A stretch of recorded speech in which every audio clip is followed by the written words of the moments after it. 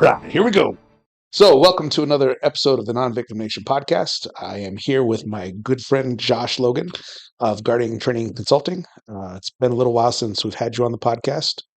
You were, I think, maybe like the third or fourth person I ever interviewed. So it's really great to have you back.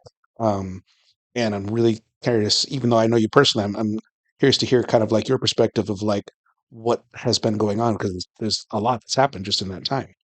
You've Yeah, for gotten more sure. involved with like the USCCA and a lot of other organization stuff. So how you Good. doing? It's been good. As I always say, I feel like I'm juggling torches in a pool of gasoline some days. Right. So it's been a whirlwind. I think it's probably been maybe a year and a half, give or It's take, been pretty close to a eight, year. 18 months. Mhm. So it's been a whirlwind. Developing a further relationship with the USCCA as an official partner. Was a USCCA certified instructor, I think, when we Mhm. met, but then now working as a training counselor for the USCCA. Mhm. So kind of shifting my responsibilities from, especially particularly the USCCA curriculum, teaching students and end users to now creating instructors and creating the next masters of our generation. You know, that was pontificating too much on that, but that's kind of the next level that we've done. And then just so many different curricula that we've released, getting it approved. We have like 14 to 18 curricula, don't quote me, that are approved from Arizona Peace Officer Standards and Training. So now we can go out and teach law enforcement.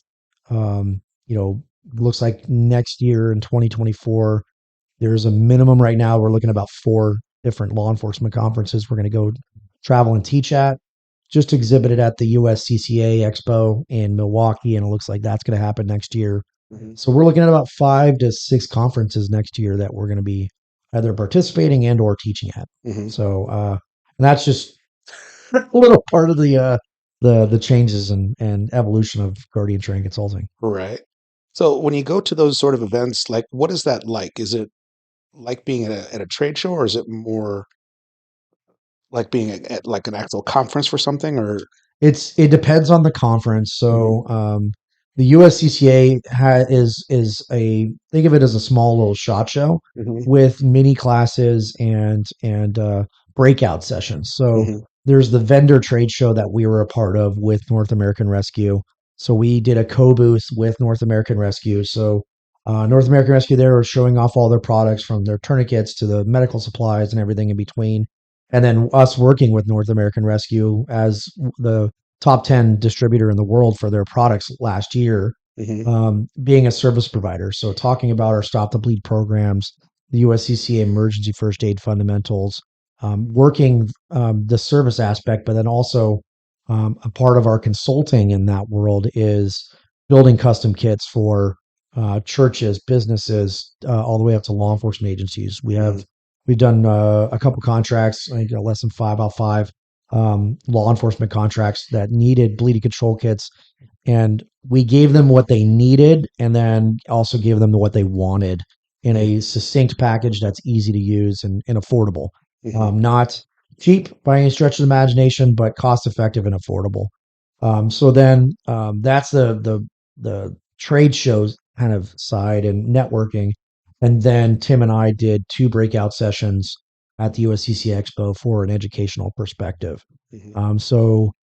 Tim did a triage class on how to triage a patient from beginning to end to get to that hospital, and then I did a personal story called "Surviving a Critical Incident and Its Aftermath." So, personal story about that is also the science of stress and how a person reacts to a critical incident. Mhm. So the USCCA Expo is kind of multifaceted, while law enforcement expos, the conventions are a big networking event, Mhm. and then you have a very small vendor show, but a majority of it is breakout sessions with classes. Gotcha. That tend to be like all day kind of classes.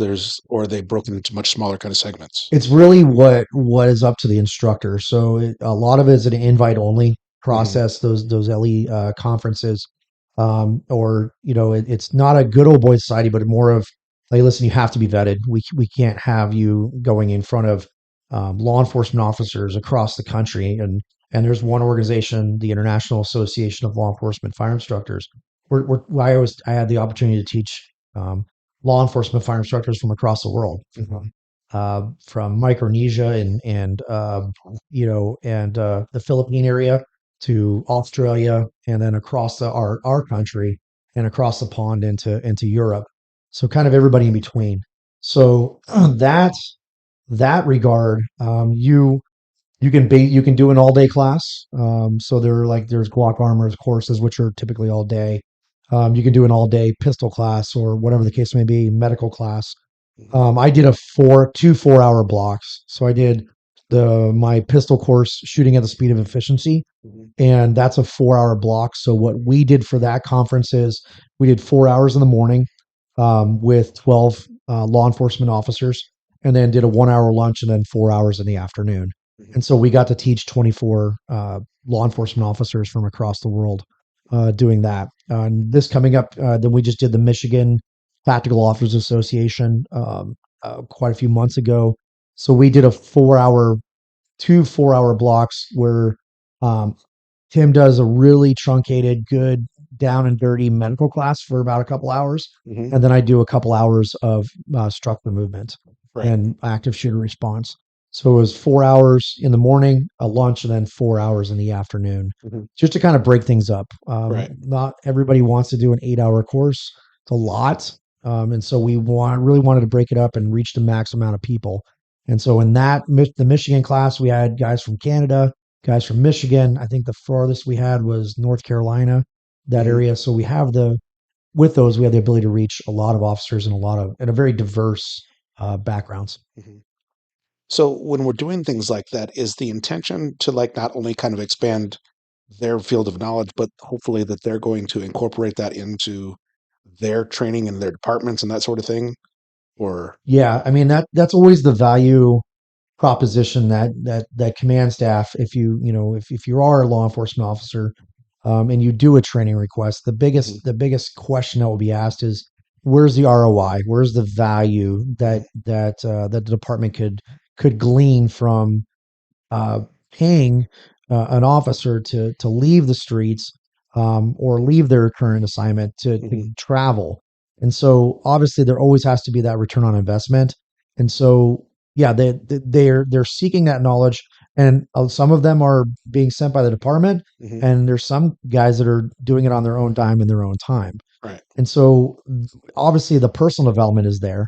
Working with other instructors, specifically the ILFE, the International Association of Law Enforcement Fire Instructors. All of these are law enforcement fire instructors. So Mhm. they're people from across the world talking about current trends. What are our threat profiles? What are our biggest struggles in teaching our officers? Right. Not just from a perspective of firearms, but also learning styles, Mhm. generational challenges from Gen X to Gen Y to Gen Z, and all of those. And how do we also leverage specifically now technology? Right. Because that's the biggest thing now, is from not just from a perspective of what we're doing here, right? Mhm. How do we get our knowledge out in a virtual perspective, but also red dot sights on handguns, pistols. That's a Right. big thing now. So not just the technology of how to reach more people, but also burgeoning technology and growing technology in the firearms instruction world, light Mhm. technology. Right now we're going from lumens, the lumen wars as we used to call it, and Right. now we're in candela wars, Right. and understanding that the lumens are an okay way of measuring light, but candela is really the true accurate way. And Mhm. and for those that don't understand that, that's our job. Right. That's what Guardian Training Consulting does, is bringing those the 3 R's of training: recent, relevant, and realistic training. And so it's kind of multifaceted, and it's, I guess, the motivations for somebody to go to those conventions or seek out our training is as personal as their fingerprints. Right. But the trend that we typically see is they bring it back to their agency. Mhm. Especially with law enforcement officers and that I or even just our citizens, we try to give them homework, Mhm. right? We want them to leave their the class and continue their learning process absent us. Right. And when they need a tune up, come back to us. Mhm. But I think I had a quote. I just saw it today, and I'll pull it up. It was pretty poignant. Um, the best teacher makes himself unnecessary to his students, Right. right? Hmm. I'm not threatened by folks that don't come back for 6 months. And Hmm. I've had students that go, "Hey, Josh, I'm really sorry I haven't been back." Right. That's fine. I don't take it Yeah. personal. God forbid life gets in the way, or Yeah. or money, right? I mean, let's just say, not to get political, but our dollar doesn't mean as much as it Yes. was. Very true. And when you look at your priorities of life, I would say the mortgage is at the top, Yeah. right? Keeping the lights on in your house is at the top. Making sure your family's fed's at the top. And to be honest with you, it at times, our services tend to go down Yeah. the priority scale, and Right. so we'll still be here. Hmm. Um, and that's I completely understand that. So the succinct answer to your question is just it's as personal as it is the person, and Right. it's our job to understand that. Hmm. So, in not just your own experience, but like the experience, like as you communicate with these other people from other places, other departments, and things like that, when it comes to that generational gap, like where are the biggest challenges that they're finding? So I think it's if you look at the average demographic of specifically law enforcement firearms instructors, Hmm. a large demographic are those ones that have 10 plus years on the job. Hmm. And so if you look at 10 plus years, we go back 10 years, right? That was 2013, Right. right? So 10 years back from now was 2013. Hmm. And so if we go 15 years back, that's really where I started my journey in my military and law enforcement career, which were the beginning years of GWAT, right? The Hmm. Global War on Terrorism. And so there was a huge learning curve for our military. For when you look at Hunter, for example, like the stuff that he's learned are lessons learned from the military Hmm. on those first generation GWAT folks, right? Right. I mean, you look at tourniquets, for example. Like when I first started my Air Force career in 2005, you drop the word tourniquet on people, people would lose their minds. You're going to lose your leg. You're going to, Right. now we've realized through the global war on terrorism that the likelihood of losing your leg is so less substantial than you losing your life in 90 Right. seconds from traumatic blood loss. Hmm. And so we've learned, but now as we've learned, now we're kind of getting those crusty, salty Right. guys. And so now it's almost like us, like those 10, 15-year guys. We're Hmm. kind of becoming those, well, back in Nam Right. guys. Yeah. It's like we're almost reaching that point.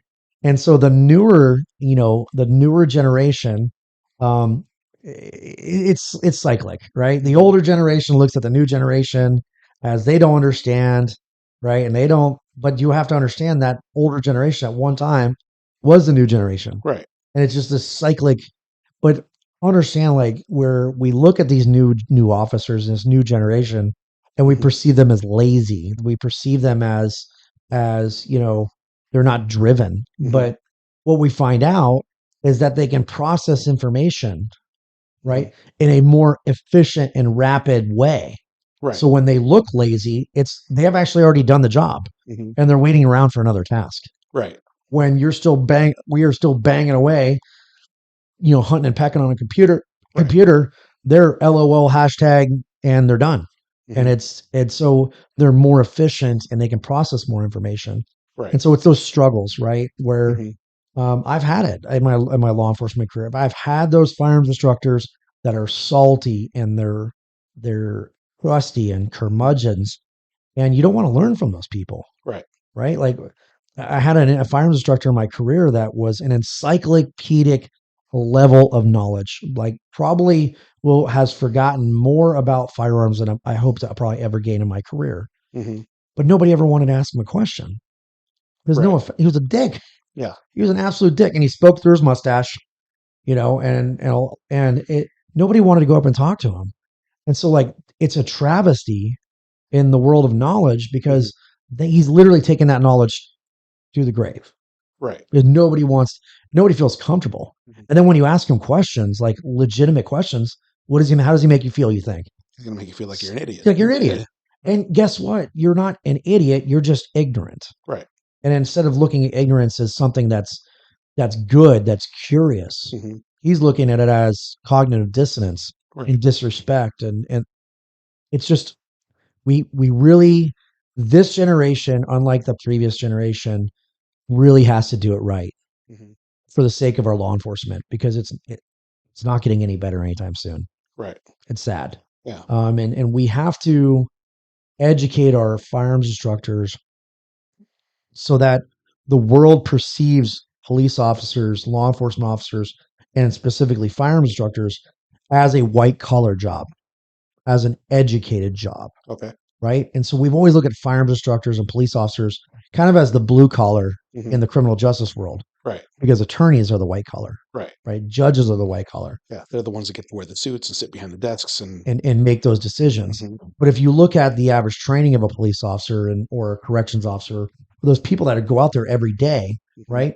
It's lacking for sure, Mm-hmm. right? But the on the job training that's required is extremely high, right? The basic academy is basic as Mm-hmm. pumpkin spice, but the on the job training is substantial, right? Right. And to make those people safe, like, why is it not treated as a white collar? It's because we have always perceived ourselves as blue collar. Mm-hmm. We've simplified terms, right? Because we go into these lessons and say, well, guys, I'm just going to dumb down the material because we have to teach the lowest common denominator, or the KISS principle of training. Right. The KISS principle wasn't even designed for training. Right. It's an engineering term. Yeah. Pertaining to the ease of user interface into a complicated machine, Mm-hmm. i.e. an iPhone. Right. Right. An iPhone is a perfect example of keep it simple, stupid. KISS principle. Kelly Johnson, Skunkworks, Lockheed. That's where it came from. Mm-hmm. The machine, right? The iPhone is extremely complicated machine. Right. But how easy is user interface? It's really easy. One kid can do it, right? Yeah. That's the KISS principle. So what we see, and I'm getting on my soapbox, but I see it in the law enforcement training world, in the firearms instructor, we're using terminology that's not appropriate. Mm-hmm. And we've become professional regurgitators. Right. Right? Mm-hmm. Why are you teaching it that way? Well, because I was taught that way. Mm-hmm. Well, have you thought about how that lands Mm-hmm. to the student? Does that sound respectful? Well, I was taught that. That's the way I was treated. Right. So you didn't like it then, but Yeah. now you're doing it. Yeah. Doing it now. You sound like an abuser. Yeah. Like, well, this is the way I was treated, so I'm Well, going to treat my my kids. parents beat me, so I need to beat my children. It's like, no, that's not how it works. Like, we used to sacrifice Bill's virgin. character. What's that? Bill's character, Oh, yeah, right. A character, but not the character, right? Mhm. So, like, we used to sacrifice virgins at one time in civilization. Yeah. And finally, somebody had to raise their hand and say, maybe this isn't a good idea, Right. right? Like, come on, somebody has to stop that cycle. And so I got a little passionate in that one, but it's just, we as fire instructors need to step up. Mm-hmm. We as law enforcement officers need to step up, and we need to use the correct vernacular, Mm-hmm. the correct terminology, the correct that. Mm-hmm. Right? I just became an expert witness in the state for firearms and use of force, and it was only, not to bang my own drum, but it was only by fact that I'm using the correct terminology, Mm-hmm. right, in a academic setting such as a courtroom, where there has to be decorum and there has to be, you can't just go, well, you know what I'm talking about. No. No. Right. That doesn't fly. That doesn't fly. And so, yeah, I'm pretty much done pontificating about that one. Sorry. Okay. I think that one went off the tracks, but So, well, the more off the tracks, the better. I like Okay. those sorts of things. right. So the thing that I get into, and this is going to lead into some of the training that you do, is when you're talking about firearms instructors or just instructors for a lot of things, they tend to be very two-dimensional, right? So using Department of Corrections as an example, okay, they have us go once a year, and they fire, a 9mm Glock, and we go out to a flat range. We shoot at anywhere from 7 yards to 25 yards. We move up, we take so many shots, we move up, take so many shots, move back, take so many shots, and that's kind of the end of our training. As long as you got them all in a certain space, you're done. You qualified or you didn't. If you didn't, they go back and work with you one-on-one until you do, and then now you're done. You don't touch a fucking gun again for another year, right? Mhm. So, and then they do what they call discretionary shooting, where they have you like march in a straight line. They'll say, "Okay, stop," and then turn, and you face a target that is either a threat or not. You shoot or you don't, and that's it, right? Mhm. Paper target, Yeah, correct. paper Yeah. target. You know, Which is two-dimensional yeah. nature. Yeah. And so it's a very linear, very limited scope of thought process, and you only get it once a year. Mhm. You're very rarely, if ever, put into a situation where you actually have to think that way, right? Mhm. In training. In training, Yeah. right? You have to do that on a daily basis, though. So we do it on a In the daily real world, basis, but we're never armed. correct. So again, you're learning to do something that you're never really even putting into practice, or never, you know, having an opportunity to like have to deal with that situation and make those decisions Mhm. when it matters. Sure. Okay.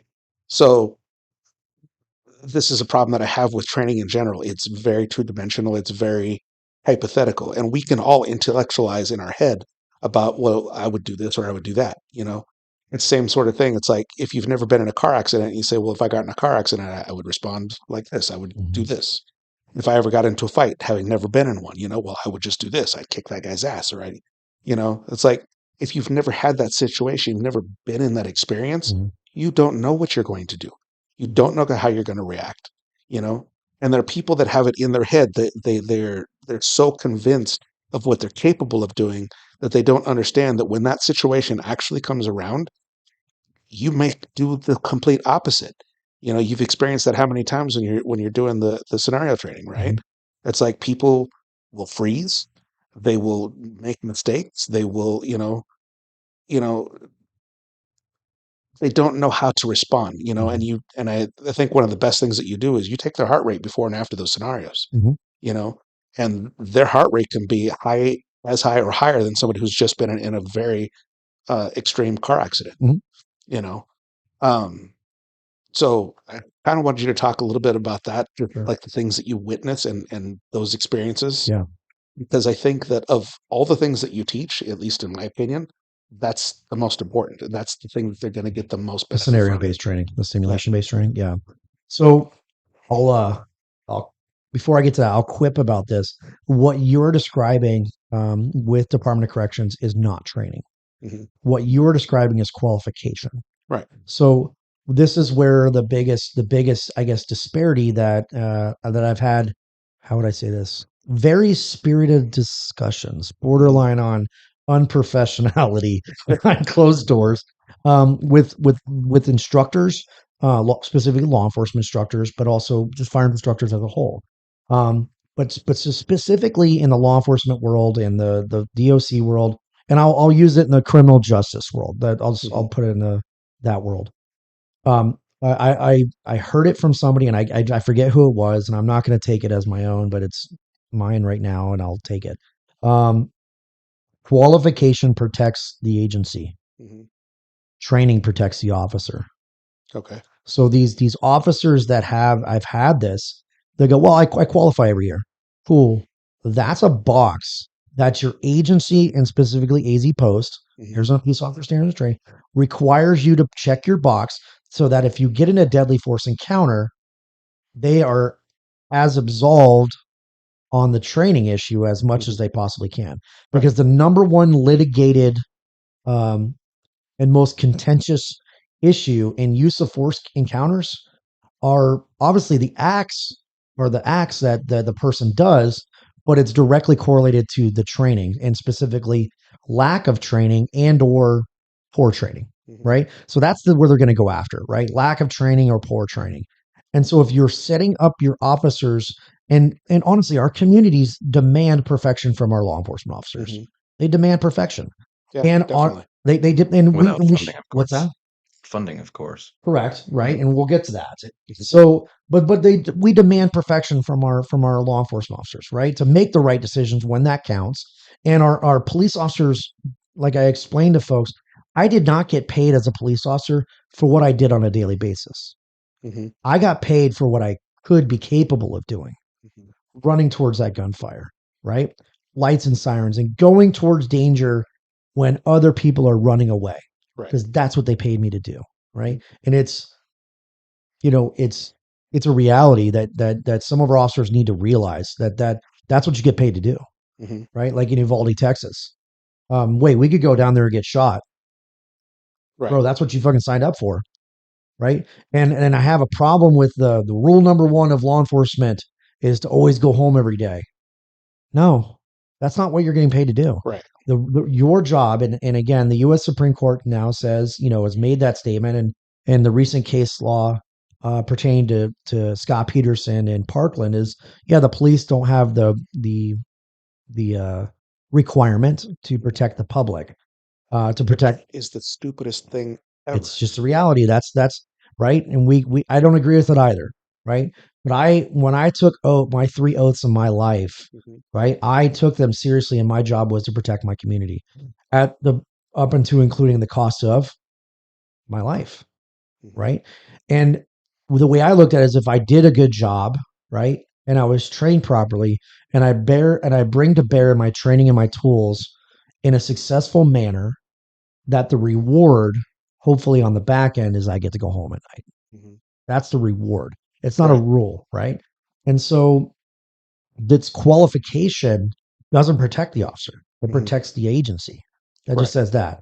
Then if you don't pass your qual, then you get some level of training, and that's remedial training, Hmm. which if documented, then documents against you, right? Because if Right. you didn't pass the level, right, and then you have remedial training, and then you go into a use of force encounter and you've shown that you have remediation training, Hmm. could that show incompetence on your end?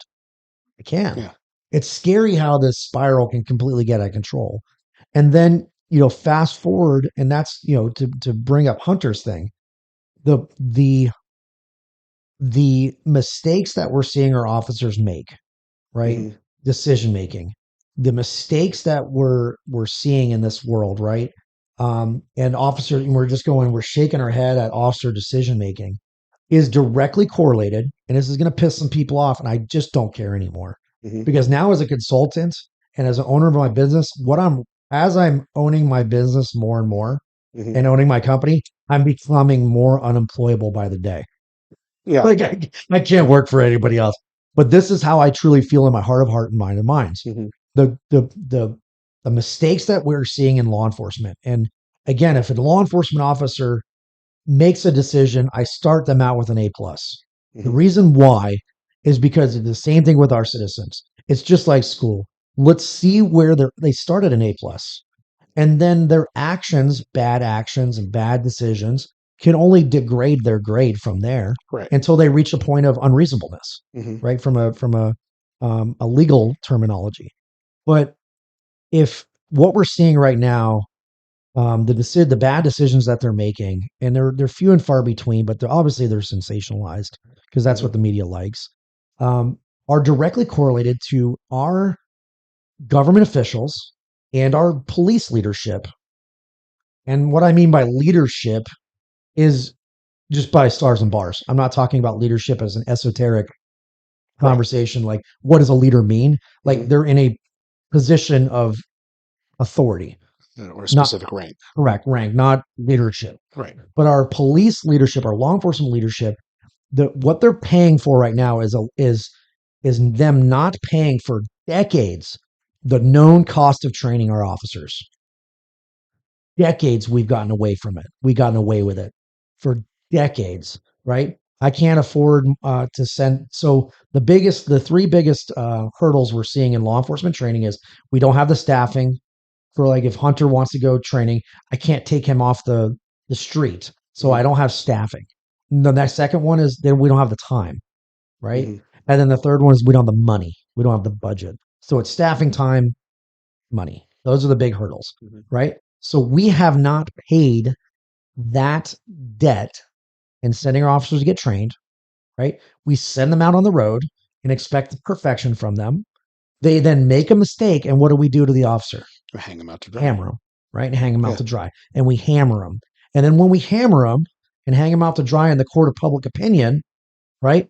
But because, let's just use Hunter for example, Hunter was qualified, not my responsibility. Hmm. But now we're paying now law enforcement, and I say we, but because I'm no longer, but I still believe in my heart of hearts, is now cities are paying the unknown cost of lawsuits.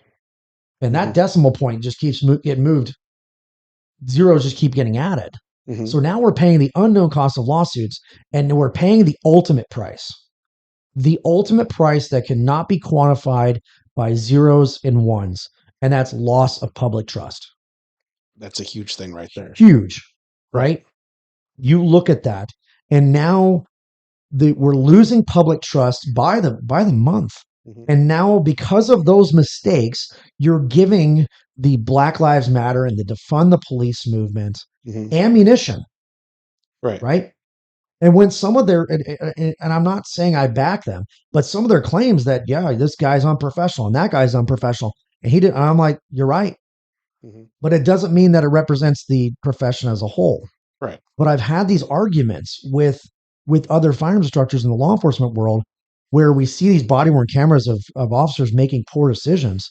And I've actually heard of law enforcement, fuck that guy. No, forget that guy. I'm like, bro, you're responsible for that. Right. I'm not responsible. He's in like Minnesota or something doing that. I'm like, really? So you've never attended a conference with a police officer in Minnesota or a law enforcement officer and had a beer or whiskey with them and have had really good conversations? Or did you just go to these conferences to talk about what you're going to have for dinner, which club you're going to afterwards?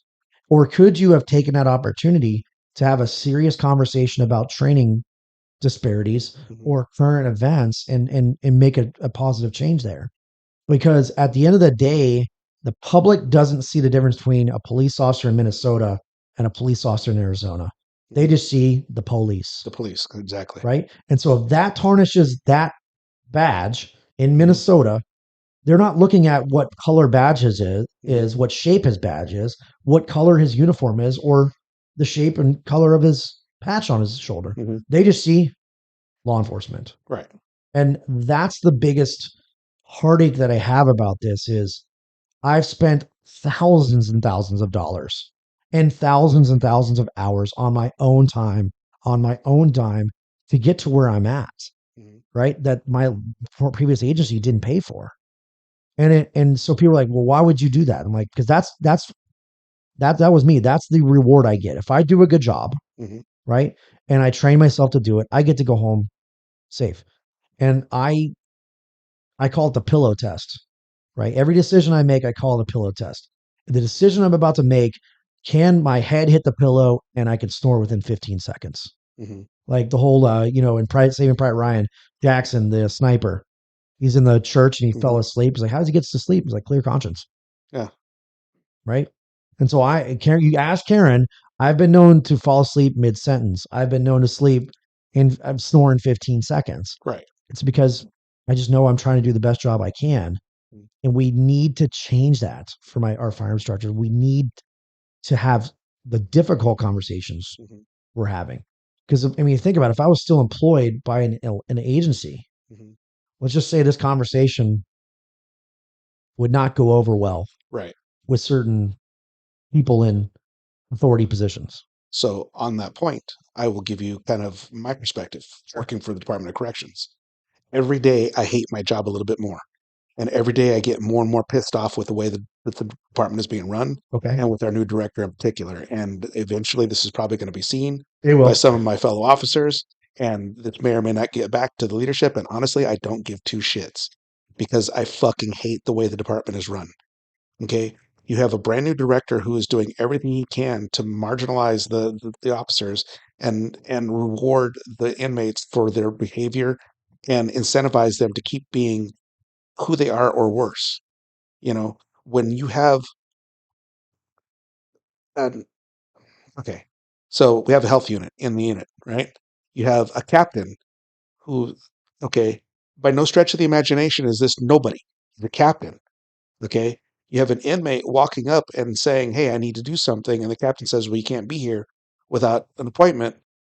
And this inmate takes it upon himself to get into a verbal confrontation, to and including cursing and telling this captain to fuck off, and saying that, the way that this whole situation ended was that the inmate finally did calm down and do what he was supposed to do, right? But the last thing he said was the director's going to hear about this and he's not going to like it. Okay. The director has gotten to a point where he's putting out initiatives that is letting the inmates know that he's concerned more with their well-being than with ours. Sure. Okay. Which is absolutely fucking ridiculous. Okay. He puts out these memos about things that he wants us to focus on, the most ridiculous things, you know. I was in high school and I wrote anytime I had to write a book report, Mhm. I took what would be about 3 paragraphs and made it like 6 pages. Okay. Okay, that's what he does. He puts out these memos with his information and these new directives, these new things that he wants us to be able to recite Mhm. and regurgitate, and it's just a bunch of nonsense. It's Mhm. like it's just word salad. It's like you read this phrase and he says this is a new thing that he wants to implement in the department. It's like, what does that actually mean? Mm. This is just nonsense. Well, it's Okay. dangerous because we're policymakers really it's by their actions don't understand um, how dangerous their decisions are, right? Hmm. So you're talking about either creating new policies Hmm. and or changing old policies, Hmm. right? Which could directly correlate to the decision making that your officers make under stress. Hmm. And now there are new standards, Hmm. right? Right. Henceforth, on this date, per this memo, this is a new policy. Right. What's missing in that equation? Training. Yeah. And it's scary because if I've trained, like let's use Hunter for example, in the military, right? We've trained him on marksmanship, and this is the gold standard of training. And then all of a sudden, I decide one day, based on sometimes arbitrary I call it the wheel of decisions. Wheel of decisions. Right. And it's what made you come to that conclusion? The fucking wheel behind me. Yes, no, yes, no, yes, no, maybe, yes, no. And so then I change what he is should do per policy, and it's 180 degrees from what he's been trained, and more importantly, what he's experienced in, Hmm. right? So again, on Monday, it was okay. But now Tuesday, it's not allowed. Do you think he's going to make that switch that quick? That if he gets into a fight on Wednesday Hmm. and does what he's been trained and experienced in, but the problem is what he's been trained and experienced on from Monday rearward for decades is all he knows. Hmm. But now I'm going to change the rules of the game and expect him on a dime to lobotomize himself of what he's been trained and experienced to do for decades to now do something different under stress without any training is problematic at best, Hmm. right? Isn't that scary? Yeah, I'd say changing an instinct takes a little bit of time. Well, and let's go back to that. Here's the thing. Where that it's a learned behavior, right? So it's a conditioned and learned behavior. Your response to a specific stimuli is not instinctual. I'm going to change it real quick. It's not instinctual. It's a learned and conditioned behavior that you've developed to a level of mastery that the average person would look to it to be instinctual. Does that make sense? So for you to respond to a threat in your careers because you have both training and experience, the response is that quick. And so the average person will perceive that as instinctual, when in actuality, it's a mastery level of conditioned response. Hmm. Does that make sense? It's see and respond, right? But you look at the rookie, right? See, yo, bro, when are you gonna handle that? And you like a trainer, right? As an on the job trainer, field training officer, you have to sit back, which is the most difficult part, and go. So hey, boot, when are you gonna when are you gonna handle that, right? And if the new guy can't handle it, it's your job to step in and at least be that safety net, right? Yeah. So the thing is, it's become almost instinctual, right? But it was a learned and conditioned behavior.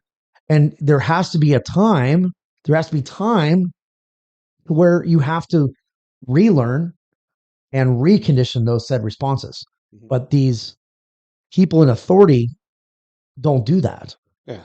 They lose that sight of, well, it doesn't look good, and because that's what we're looking at right now. I mean, really, what I could be presumptuous, but what I'm hearing is it's an optics. It doesn't pass the optics, Mhm. and these optics, the goalposts are moving, Yeah. right? Because they are far more concerned with the litigious nature of the inmates than with what's good for the department or what's good for the officers. And And so at the end of the yes, day, the number one priority is that the officers need to be held accountable for every little thing sure. and to the nth degree, and the inmates don't. They And need to be responsible for less and less of their own behavior. I expect our officers, whether COs or that, to be held to a very high standard. Right. But it's also your responsibility as a leader to train and condition and mentor people to that high level. Mhm. You cannot expect people to rise to the high level, right, in a critical circumstance without any training. Right. And like the whole simulation training, we watch people, and we watch people in our simulation based training freeze Mhm. when they're getting shot, stabbed, Right. robbed. And the average person will look at it and say that that person is unintellectual. Mhm. They lack, or they're a coward. No, they were presented a problem they don't have a solution for. Right. And so, like, for example, the police officer, that 26-year veteran in Minnesota, and not to trample on her name, that says taser, taser, taser, and pulls out a gun and shoots the guy. Right. And people will go, well, she was a 26-year police officer. Well, I can tell you with great certainty, based on what I've read and reports, she wasn't in a position for 26 years of pointing guns at people.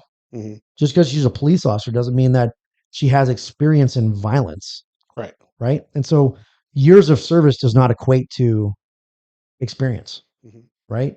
And so she was put in a position that she's been trained for. I'll bet we probably say qualified, Mhm. not trained. She went Right. the qualification, but she doesn't have experience in violence. And when the time comes for her to enact that violence, Mhm. she has nothing to, Right. balance herself on. And so then when that comes, she calls taser, taser, taser, and she shoots the guy. And it's completely unacceptable. Mhm. But who failed her? The training department, Right. right? That's what you get paid for, what you could be capable of doing.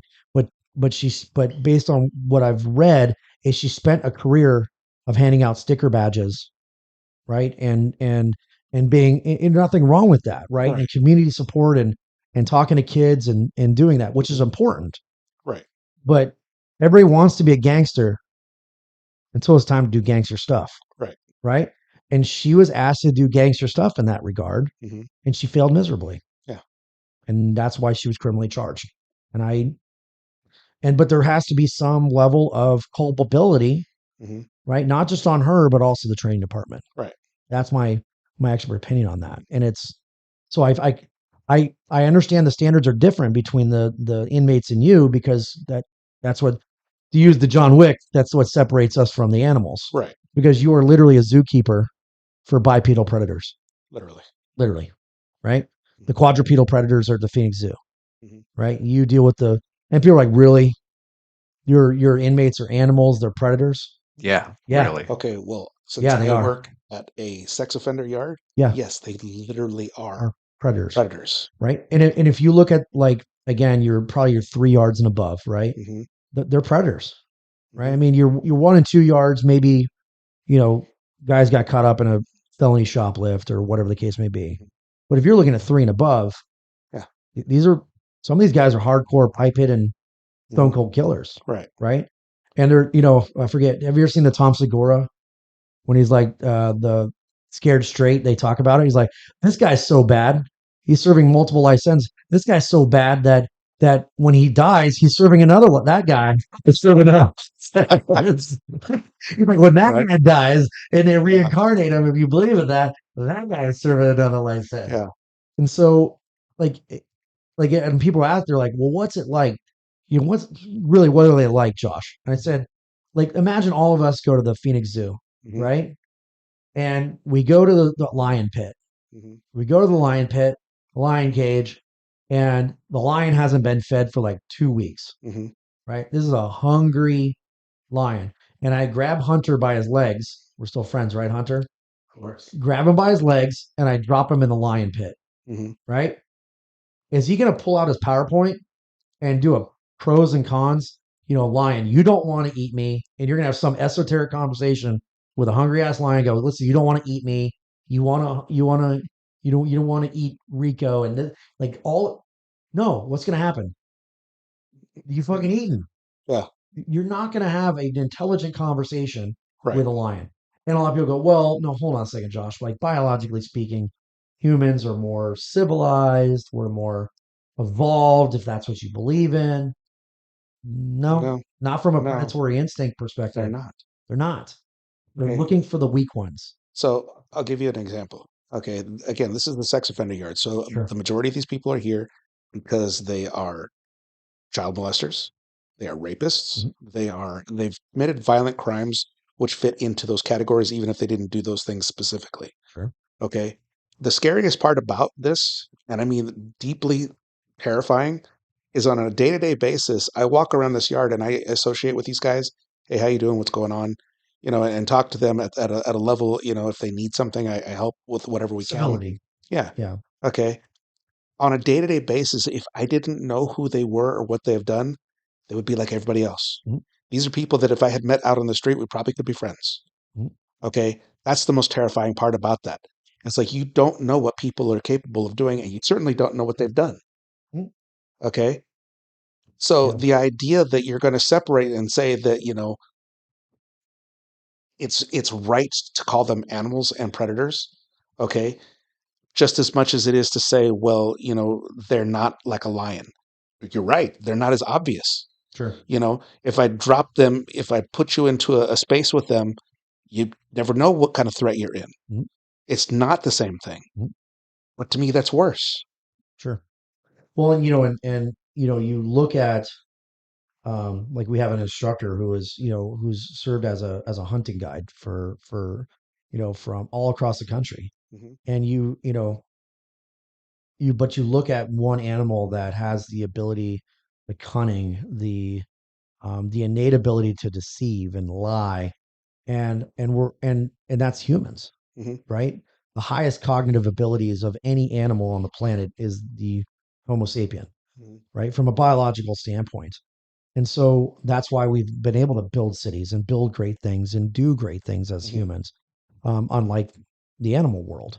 Hmm. But with that innovation in that, it becomes the other side of the game, right? Hmm. If you spent half as much energy and brain matter doing something positive in the world, this world would be a lot better place. Yeah. But we can't expect that, Hmm. right? People are like, well, how do we get these people? Like sometimes they just like they're just there's some bears that just want to eat men, and Right. they're called man-eating bears, Hmm.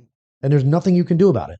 Right. You're not gonna rewire the bear. You're not gonna rewire and rehabilitate that. And we're not talking about like putting them down and all that. I'm just talking about just the mindset aspect of it. Is that there's that's the only option is Right. is to keep them away from society Yeah. and offer consequences. Hmm. And again, that's where a lot of people think they're like, well, if we make bigger consequences, I'm like, but that's not always the solution. Hmm. That's not always the right. There's a good thing that murder is illegal because nobody would do it. Right. There's a good thing that rape and sexual assault is illegal. Nobody would do it.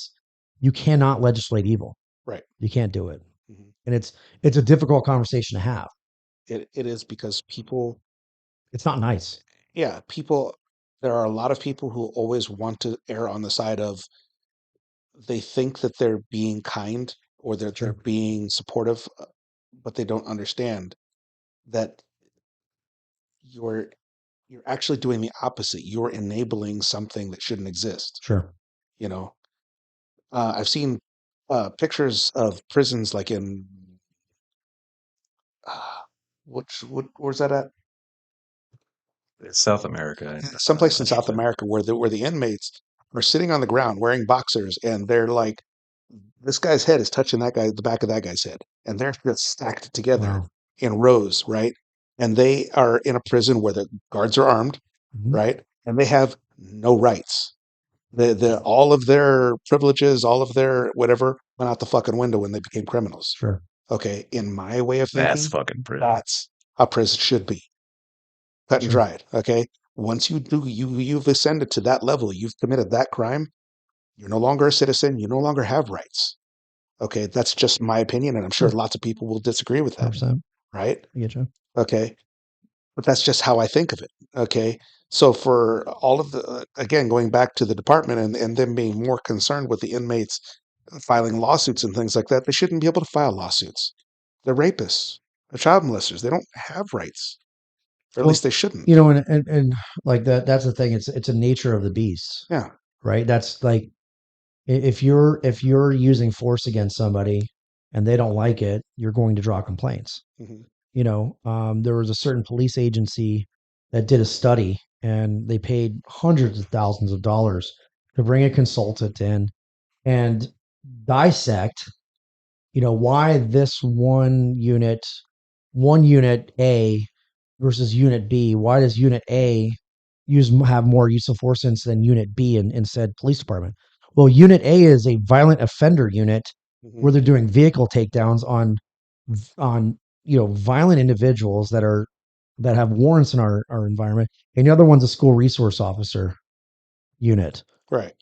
Like they're Completely in the different schools, things. right? They're hall monitors, Hmm. and then you have like pipe hitting police officers and task forces going out. They're like, guess what? They're not going back to jail. They're going to prison. Hmm. Like a lot of these have Department of Corrections warrants or multi-state. You know, they're not going to jail. Hmm. Like they're on probation violation or parole violation. They're going back to prison. And guess what? There's a large percentage of them Hmm. will fight to get away or Right. run to get away. So if they resist the efforts of law enforcement to take them into custody, what is the only recourse that law enforcement has? Use of To force. use Hmm. force. Right. Like that's just a reality. And when you compare these apples to oranges kind of Hmm. concept, it's in paying large sums of taxpayer money to discover something that is, for all intents and purposes, commonsensical in nature, Hmm. to derive a conclusion that yes, okay, you're going to have that, Hmm. but you cannot expect. I would not want those police officers in the schools.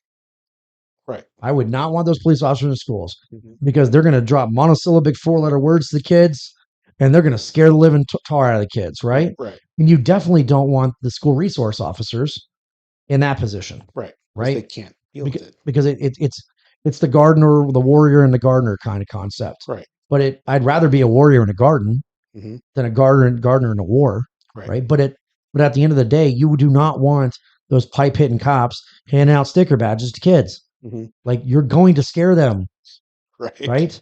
And you don't want the school resource officers to be pointing guns at and doing what they do. Like Hmm. we have to establish the fact that there are people on this planet to do certain things, Right. right? But but again, like, and that's where a big element of where people you reach out to me, and they're like, "Hey, Josh, look at this body worn camera footage on the flat screen TV," and we'll watch it. And they go, "What do you think, Josh?" I'm like, "Well, do we have police reports? Do we have witness statements, victim statements, Hmm. more videographic evidence than that?" And they go, "No, I just want you to look at that and tell me what you think." And they're like, "Doesn't look good, does it, Josh?" I'm like, "No, it's called violence. It should never look good." Yeah. Right? But this is what I charge the people. They go, "Oh, I don't, I can't watch this. I can't watch this." Really? So you've never slowed down on a highway and Yeah. saw red and blue lights and slowed down to see what's going on? Hmm. Maybe, just maybe, it's your innate curiosity getting the better of you, Hmm. right? Why do you think the Roman Coliseum did so well? Yeah. UFC fighting, right? Hmm. Quentin Tarantino's made billions of dollars. Right. It's hilarious. Quentin Tarantino makes billions of dollars on violent movies and he's anti-gun. It's hilariously ironic. And you're like Liam Neeson, who's anti Second Amendment, violent movies, Right. taken. And I'm just like, don't like listen, like these are difficult conversations that have to be had, Yeah. but they have to be had nonetheless. And I don't want to talk about it. Honestly, I wish I didn't know what I know, Right. right? I wish. Like I've got a 10-year-old daughter and I wish, someday she won't know what I know, but the reality probably is she's going to find out for herself. So on that thought though, you hope that she will never have to experience or learn the things that you've learned, right? Yeah. But you were never ever going to not prepare her for those things. Sure. Yeah. Okay. That's not an option. Yeah. Yeah, and it has to be measured, Hmm. right? It has to be measured because obviously this is a very personal question, like how to parent your child. I mean, you Hmm. did, for what it's worth, man to man, you've done an exceptional job with Hunter. So Thank you. I can tell you, like, you're a role model to me in that regard. Like, I hope that Camille ends up half as good as Hunter, and I think the world would be a better place. Um, but yeah, you have to measure it. Like, I don't want to expose her Right. to the whole world at 10. I mean, it's like she's in Pokemon and in that world. Hmm. But it's a stark reality. I mean, Yeah. we're going to be going to Nashville soon. Nashville is beautiful and it has a rich history, but it also Broadway is like I'm not bringing Camille to Broadway at 1 o'clock in the morning. Right. Like not happening. Like not going to expose her to the drunken disorderliness of that. I mean, Hmm. Karen and I can go into that situation and manage it because we have that experience. But I'm gonna bring her there and have her experience Broadway. And yeah, there's it's and people are like, I can't believe you're gonna do that. It's like it's slowly Hmm. acclimating her to this world, Right. right? Because if you shelter your kid, you're like you said, you're an enabler. Yeah. Like, and I don't want my daughter to find out how dangerous this world could potentially be Hmm. when she's attacked. Right. Or if she's attacked for that matter. If she's attacked for that matter. I hope it never happens, but Yeah. hope is not a course of action. Right. Well, it's the whole, better to have it and not need it than to need it and not Correct. have it. Same, Yep. And you know, people getting wound up about what's the probability of this happening. what's the probability of you getting into a car accident? Correct. Can we agree that's statistically the most dangerous things we done today? Yeah. Just drive here. Right. Well, You what's the know, probability of that? just because you've never been in one doesn't mean you can't be, And you that's know? the argument that a lot of people have is well, if you've never been there, then maybe you don't know. I'm like, well, I understand that. I get Hmm. that to a certain point. Um, But do we need to have cancer to know it's bad for you? No. How about we just like Yeah. and like same thing like when like people appendix carry. I appendix carry as a concealed carry holder, and they're like, "You're gonna shoot your dick off." I'm like, "How about we just don't fucking shoot ourselves?" Right. Like, Yeah. how and like, well, you've never been shot before, so you don't know how bad it is. I'm like, Hmm. how about I just don't need to be shot? I've Yeah. been shot at. I've never been hit. Right. But so then, do I need to be shot to know it's bad for me, or can we just dispense with that? And Yeah. I'd rather not have the experience. Right. Like, So it's like so many other things in life. It's easy to say, what are the chances that it's going to happen? Okay. sure, You can't quantify that because A, you can't answer that question. That's an impossible question. Okay. The only thing that you can do is deal with the situation if and when it arises. right? So I have a good friend of mine who has in his backyard, he's got like a little play structure thing that the kid play on. He's got two little girls, right? Mhm. His youngest was up there and she accidentally fell off of it and hit the ground Wow. and hit her head. Wow. Okay. So you could look at that and say, well, what are the chances that she's actually going to fall off there and hurt herself? Mhm. Okay. They may be very minimal, Mhm. but that doesn't mean it can't happen because Sure. it did, It did. you know? And that's the thing to use the victimology Hmm. mindset, right? That victim mindset. You look at like active shooter incidents and typically what it says, like, I didn't think it could happen here. We didn't think it could happen here. Like we never would have thought it could happen here, or the mindset of the person that wasn't situationally aware Hmm. and and you're describing the suspect and you go and they usually state, well, he came out of nowhere. Hmm. Well, then you don't need a police officer to take your report, you need a priest, because Hmm. if they just appeared, then you're talking about ghouls, goblins, and Right. spirits. But in reality, to come back to from fantasyland to reality, you were robbed or attacked or whatever the case may be by a person, by a predator that stalked you, Mhm. and you were unaware until the threat was upon you, Right. and now you've become a victim, right? Mhm. And can it happen to anybody? Can it happen to us? Yeah. Absolutely. We're not cyborgs. Right.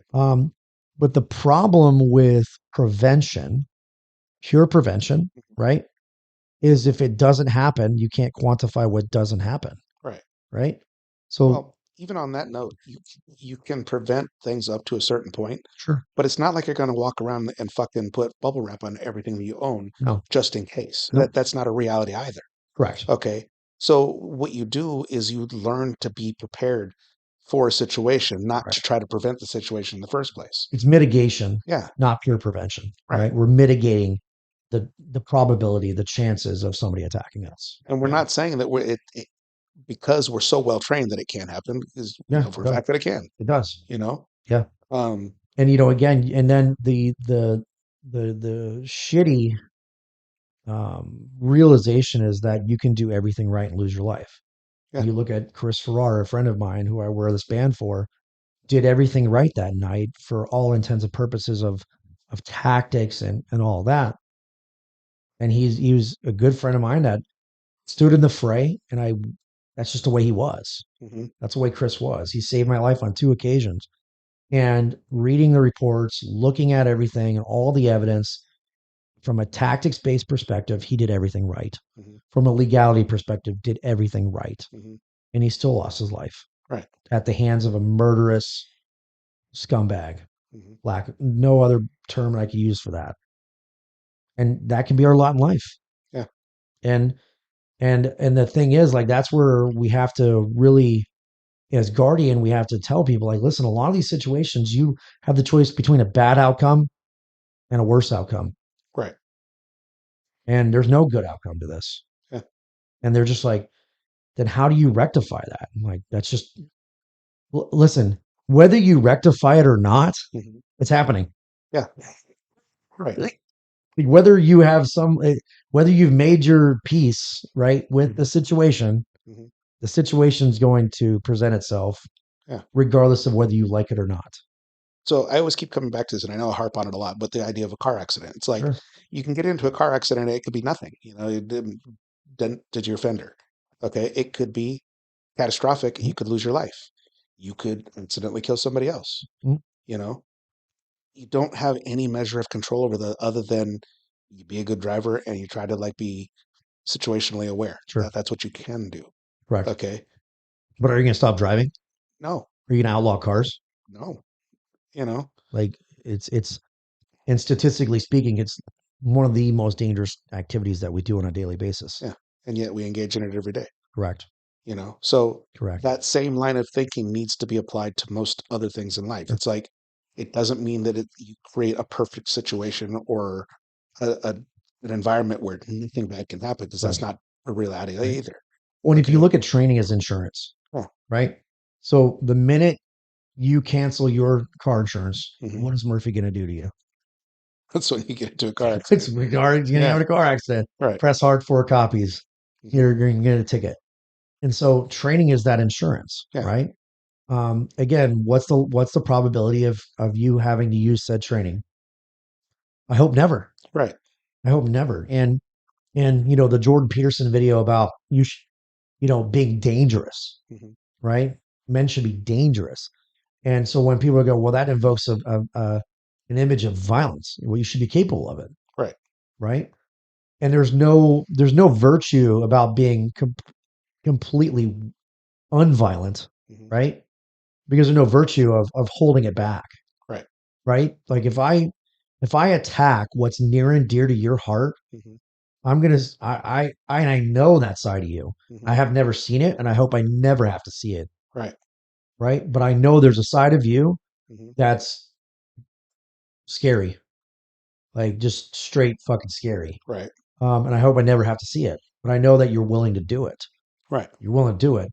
And there's like the movie, and I hate using movie because usually it's bad, Hmm. but they call it Killer Eye, right? Like in the movie 12 Strong, right? Okay. Where the general standing across special forces guys, and you have the chief warrant officer who's a salty, salty dude, and then you have the captain who's just brand new, Mhm. right? And he's talking to the chief warrant officer who is outranked by the captain Right. in rank, but the the chief warrant officer is the senior guy, experience wise, Mhm. and he's talking to him, and the captain's like, "No, I'm in charge."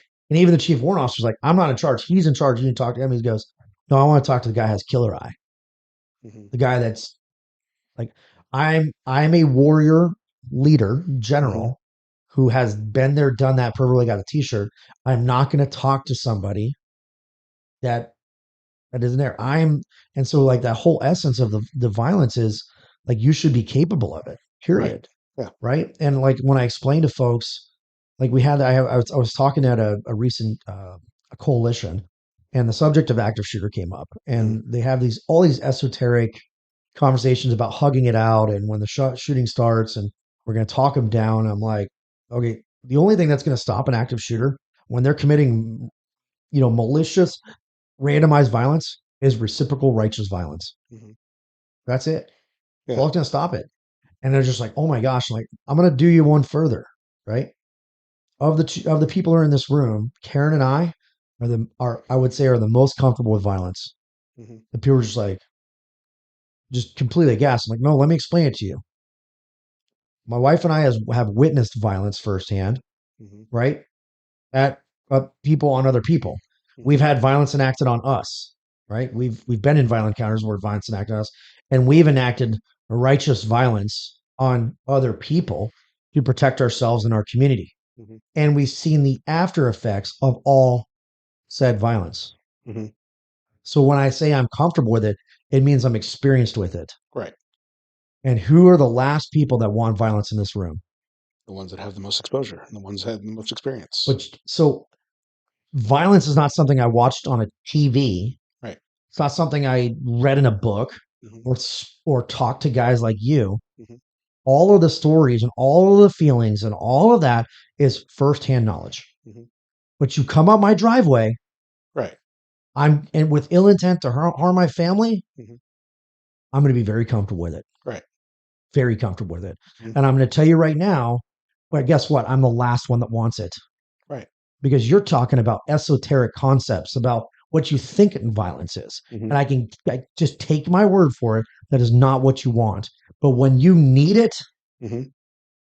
you better use it. Right. And you better have the training and the tools, the Mhm. hardware and the software to take care of business. So a different example would be Jocko Willink. And for Yep. those of you that you don't know who Jocko Willink is, you do not need to find out.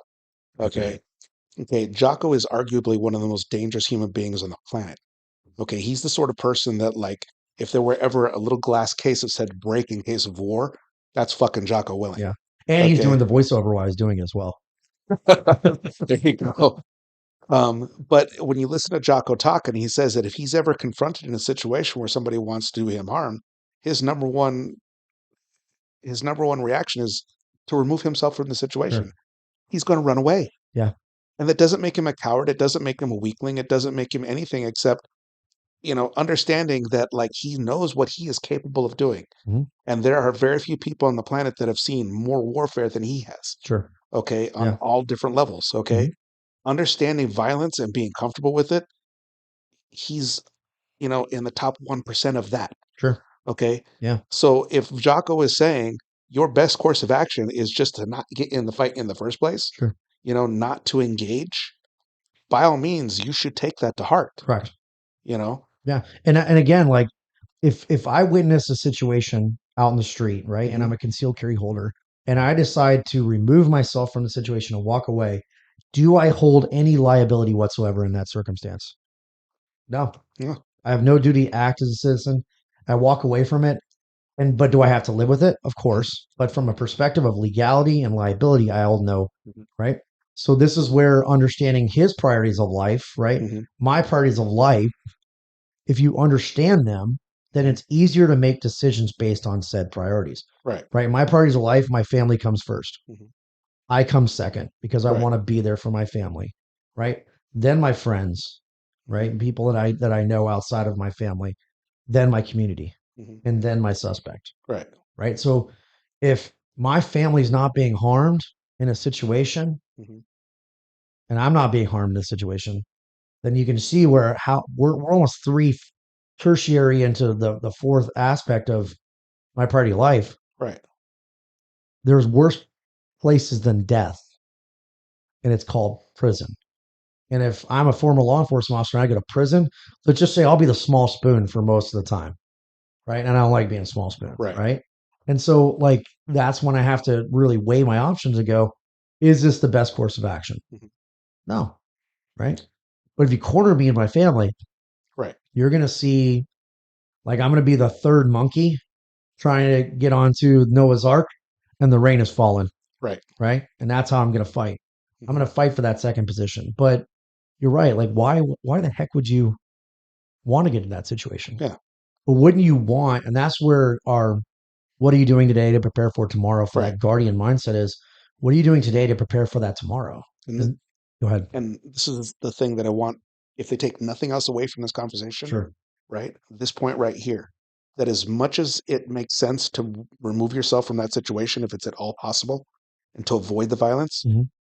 the very flip side of that is that you have to be capable of the violence in the first place. Correct. Correct. Because one without the other only leaves you one option. You will always be a victim. And if you don't have any training experience, Hmm. right? So like the question is, what does it look like when people come to Guardian with no training or preconceived training? And what do they look like after our training? Hmm. The only difference, like they physically don't look different. But from a perspective of physiology and psychology, is now they have more tools. Hmm. They're empowered to say, you know what, I'm going to make the best possible decision, not the Hmm. perfect decision, but the best possible decision considering those circumstances, and in the process potentially save lives, Hmm. their own lives. And why are they becoming a guardian? That's the thing. That's the question. What made you come to Guardian? Because there are certain circumstances in this world. Like we can all agree that like we can, three of us in this room, we're not going to solve the world's problems, No. right? We're not going to change the world by this, right? Hmm. The train is going down the tracks and we're seeing it. Hmm. But if that crazy train comes down our driveway, Hmm. we have the training and the tools to handle the situation, Right. right? All the people that come to Guardian see the same things, but they've either thought about that train coming down the tracks or it has come down the tracks, Hmm. right? And they realize, man, I didn't have any options at that time.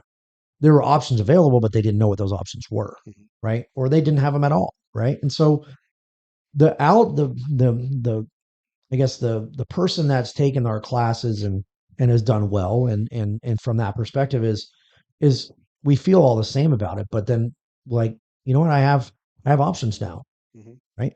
And now my family can depend on me to have at least the best possible solution to the worst possible scenario, Hmm. right? And not have all the answers, not like some Miss Cleo shit, but like have options. Hmm. And that's what we do. And that's the solutions that we provide. And I don't want it to happen. I Right. wish it didn't happen. Hmm.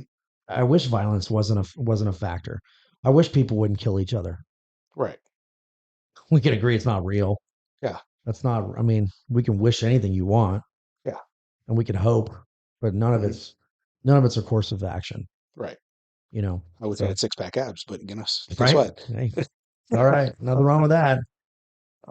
So kind of coming back to like the use of force simulator and Sure. why I think that is so valuable is because you're literally putting people into a situation that's as close as they can be to real life without actually being in a real life situation. Yeah. And it measures their response, and you get to see a lot of different people react different ways. Yeah. Some people will step up to that situation and respond in a manner that is beneficial to them, Sure. you know. And there are other people that like I've seen them where they freeze, or Mhm. their moral compass tells them something so drastically different than what reality is showing to them right in their face Mhm. that they will pause or freeze because of that. Yeah. It's an internal struggle Hmm. because, again, like the Dunning-Kruger effect, right? Our perceived perception of performance going into a situation that we've never done before, right, Hmm. is overinflated, Yeah. right? So it the two real classes I nerd out on from Guardian's perspective is our use of force simulation class and Mhm. our in our surviving a critical incident and aftermath. Mhm. Because we're really talking about the difficult subjects that really determine whether you're going to go home to your Tempur-Pedic mattress, right, and going home that night, Mhm. or going to a concrete slab with Bubba, or being room temperature. Right. I mean, because that's really three outcomes you have in a deadly force encounter, right? Going home, not going to jail, living with the decision you made for the rest of your life, but Mhm. you're going home, Right. right? Or going to prison or jail, right? Mhm. Or getting served room temperature Mhm. and being dead. And so like it's a difficult proposition, but it doesn't matter what gun you carry. Mhm. It doesn't matter what tourniquet you carry, Mhm. right? Those are just those are just things we delve over in the firearms world over and over again. What red dot do you have? What flashlight do you carry? Well, Glocks are better than SIGs, and 9 millimeter versus 45. Does it really matter? Mhm. No, it doesn't matter. I've seen guys show up with basic guns, right? Basic guns and just lights out shooters. And then I've seen guys that show up with $4,000 Knights Armament rifles and they don't even know how to zero them, much less they are zeroed. Right. And so really where the delineating factor is the weapon being the mind being the weapon, right? Mhm. And just utilizing those tools. And that's where decision making, right? Mhm. Even absent a firearm, right? But now let's take it to the highest levels of what's at stake, and that's life or death, Mhm. right? I've trained professional athletes, like for example, Kyle Schwarber going to the World Series, right? Well, not yet, like Game 7 coming up. Okay. So he's in the championship, and I've trained Kyle Schwarber, and he's just like, how do you shoot that fast and accurate? How do you do this? I'm like, how do you throw a baseball from the Mhm. outfield to home plate with maybe one bounce? But again, different industries, right? Right. So we need to understand that we're athletes at the highest levels and what stakes, right? Again, whether he throws the first or second can determine the outcome of a game. Mhm. But whether you go left or right could determine whether you live or die in these Right. circumstances. But the decisions at a basic scale are exactly the same. Mhm. It's just what's at stake. Yeah. And that's where I really nerd out because it's understanding what humans right, the client can or cannot do and what you're capable or what you're not capable of doing. And for the most part, like we talked with Hunter, is we can condition that response Mhm. to a desirable outcome Right. as much as we possibly can, right? But it's not instinctual. It's not instinctual to think like us. Right. It takes, so our job is to streamline and hardwire and shortcut, because that's what training is. Successful training is shortcutting a long process, Mhm. right? Because like if somebody asked me to rebuild my diesel engine in my truck, I know I intellectually could do it, Right. right? You can tear down the engine and I can rebuild my diesel engine in my truck, but how long is it going to take me? How long is it going to take me? How many tools do I have to buy? How many resources do I have? And really, how much patience Mhm. am I going to have? So if I don't have the time, the resources, or the patience, what do? Hire a professional Right. and let them do it, right? And let them do it or teach me to do it. But then, okay, Mhm. like that's how you be self reliant, Mhm. right? And people are like, how do you know all this stuff? Like I've stood on the shoulders of giants, right? I've had great people, great mentors, right? Mhm. Great colleagues. And so like our goal is to make you the hero for your own family. Right. That's for your own reasons, right? You are the hero of that story. And but it takes training, right? You look at every hero story, Right. right? Luke Skywalker didn't learn his lightsaber techniques. Yeah. It took Yoda to do that, right? Right. Just trust us. There is no try. There is just do, Yeah. right? There Have you go. Josh Logan of Guardian Training Consulting. So let us be the Yoda to your Luke Skywalker. There you go. That's the goal. Right on. Is there anything else you'd kind of like to add to that as far as like the things that you see and the things that you'd like to kind of help people learn more? Well, I think the biggest thing is nobody wants to be vulnerable now, Hmm. right? Nobody wants to potentially accept their fate and their lot in life. So I guess the biggest thing is just try it, Hmm. right? Be uncomfortable. Be comfortable being uncomfortable, right? Right. Nobody wants to look like a failure at anything, Right. much less a class, right? Hmm. So if you've thought about and have been concerned about your safety, Hmm. whatever that looks like, right? And if it's something that we can provide, then let us do that. Give us that opportunity. Obviously, our reviews speak for themselves on that end. Hmm. We have a very intense and loyal following of people that believe in our mission, but our mission is that of the person, Hmm. right? I really align myself with the Mayo Clinic's kind of mindset, and so the Mayo Clinic's mindset is the needs of the patient are the only needs considered, and I truly believe in my heart and minds, the only needs of Guardian are the needs of that of our clients, Right. and so like let us help you if you've thought about what would you do in a home invasion or how to better secure your home or I've thought about having a firearm but I don't want to go to a range and feel stupid. Let us help you with that.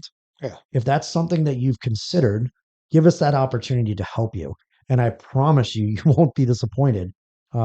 For all of our countless clients, and so let let us help you be the hero. Let us help you be that guardian Hmm. to your family because nobody else is going to do it, right? If you really, and again, it's cliche as all get out, right? When seconds count, Hmm. police and fire are only minutes away.